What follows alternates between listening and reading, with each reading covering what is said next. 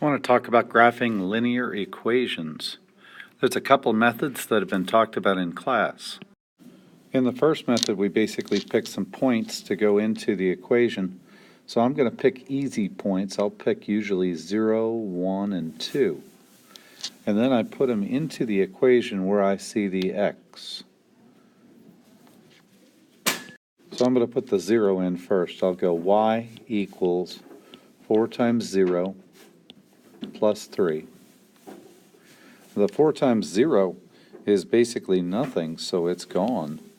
So I just have y is 3. Now I'll do the second one. I'll put it into the equation. Y equals 4 times 2 plus 3. And I have y equals 8 plus 3.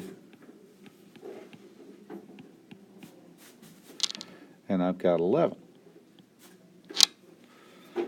Finally, I'll do 2. I'll do y equals 4 times 2. Oops, I'm sorry, 4. Yeah, I goofed up. The 11 should actually be down where the 2 is. Up here I put the 2 in instead, so let's go y equals 4 times 1 instead, because I did that in the wrong place, plus 3. And 4 times 1 is 4, plus 3 is 7. So there I've got the right ones in the right place. So I'm going to have a little problem with this one. I graph 0 over 3 up. I'll put a dot on the graph here at 0, 3. And then I do 1 over 7 up. Sounds like we ought to name a soda after that. That's up there. But when I do 2, 11, I'm going to be off the graph. So that's kind of a problem. Maybe I should do a different one. Let's go with a negative 1. So let's put negative 1 in. Y equals 4 times negative 1 plus 3. And that's negative 4 plus 3, and that's negative 1. So I've got negative 1, that's right here. And you can see they all line up. So I'll connect them with a straight line. And when I draw that line, I make it good and long. And I also put arrows on each end.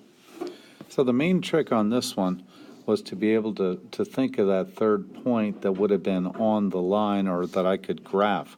Now remember, that third point is just a checkpoint. We already had the first 2 points that told us where the line was. The third one just makes sure we got them right. So if you have to go with 2, you can just go with 2, but you really should have 3. Let's look at number 2. On number 2, I've got a much easier one, although it looks kind of complicated. I can just pick my points. I'll do 0, 1, and 2 again because they're often the easiest ones. And I'll say, okay, y equals negative x. Now I want to think of that negative sign as being the opposite. So what's the opposite of 0? Well, that would be negative 0, which is just 0. What's the opposite of 1? That would be negative 1. What's the opposite of 2? That would be negative 2. That was pretty darn easy. Now I can graph these 3 points. I'll graph one at 0, 0. I'll graph one at 1, negative 1. I'll graph one at 2, negative 2. Then I'll connect them with a straight line. I'll be sure to put arrows on the end of it. And I'm finished. Let's look at number 3. Okay, on number 3, I'll set up a t-table again. And as I did that, I realized I was doing something a little quicker than I should. I've got 2 like terms in the equation. See how the negative 3 doesn't have an x? And the 5 doesn't have an x either? That means they can be put together. So what this truly says is y equals 2, because negative 3 and 5 make 2. So, as Miss Ryan showed in class, I'll just put y is 2. 2 there, 2 there, 2 there, 2 there. Doesn't matter what you pick.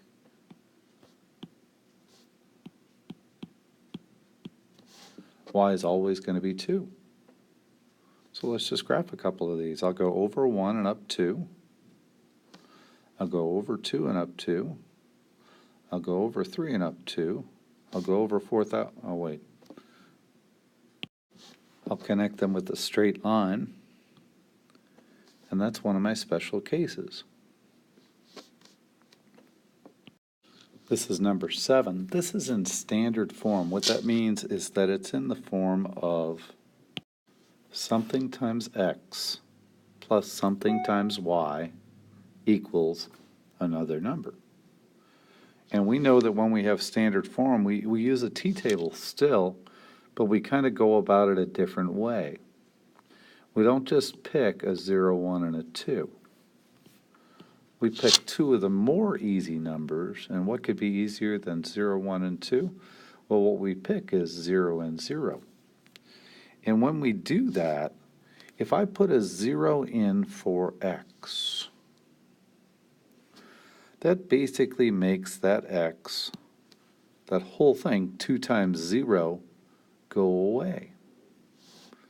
And then it just says y is 4.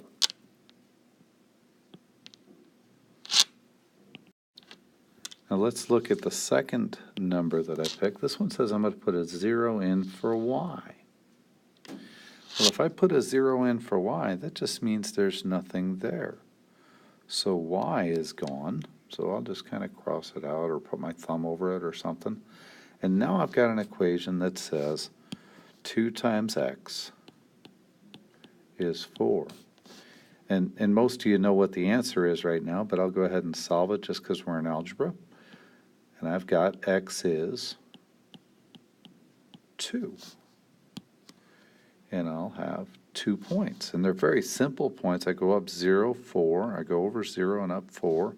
And then I go over 2 and up 0. And I mark those 2 points. Those are called my intercepts because that's where the line is going to cross those axes. I'll connect them with a straight line, a nice long straight line. I'll make the arrows on the ends, and I've graphed my linear equation.